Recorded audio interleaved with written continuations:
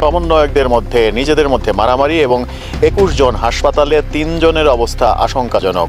জুলাই বিপ্লবের আন্দোলনকারীদের মূল্যায়ন না করার অভিযোগে বৈষম্য বিরোধী ছাত্র আন্দোলন নাটোর জেলার আহ্বায়ক কমিটির প্রায় ১৫০ সদস্য পদত্যাগ করেছেন।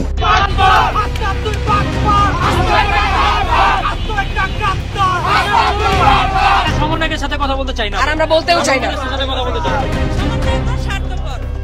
রাফি হোক, সে হাসনাত আব্দুল্লাহ হোক, আরিফ সোহেল হোক, কাউকে গোনার আমাদের টাইম নাই।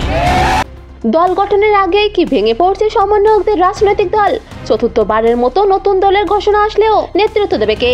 সেই প্রশ্নের জবাব এখনো মেলেনি। বরং দলীয় সিদ্ধান্তের আগেই চলছে সংঘর্ষ, মারামারি, পদত্যাগের হিড়িক। কোটা সংস্কারের দাবিতে শুরু হওয়া আন্দোলন শেষ হয় সরকার পতনের স্লোগানে। এরপর ঘোষণা আসে নতুন রাজনৈতিক দল গঠনের। কিন্তু বৈষম্য বিরোধী কমিটিতে থাকা ২৭৩ জন সদস্যের মধ্যে ১৬০ জন পদত্যাগ করেছেন। এর কারণ একটাই, আন্দোলনের কৃতিত্ব কার? এই প্রশ্নকে কেন্দ্র করে একের পর এক অভ্যন্তরীণ দ্বন্দ্ব প্রকাশ্যে চলে এসেছে। আমরা যুদ্ধ নেমেছি বলেই আজ এরা উপদেষ্টা হইতে পারছে ভাই। এরা এসি রুমে বসে বসে বাতাস খাচ্ছে আর গদি চেয়ারে বসে হুকুম করছে ভাই। আমরা কি হুকুম গুলাম?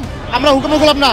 আমাদের অধিকার, আমাদের দাবি মানতে হবে, মানতে হবে। অন্যদিকে সমন্বয়কদের এক অংশ সরকারি প্রটোকলে ঘুরে বেড়াচ্ছেন, দিচ্ছেন দলের প্রচার, কিন্তু বাস্তবে দলের কোনো আনুষ্ঠানিক কাঠামোই দাঁড়ায়নি। বরং গণপিটুনির শিকার হচ্ছেন হাসনাত আব্দুল্লাহর মতো শীর্ষ সমন্বয়করা। সুপ্রিয় দর্শক, সমন্বয়কদের নতুন দলকে আপনি কিভাবে দেখছেন? আপনার মন্তব্য অবশ্যই জানান কমেন্টে।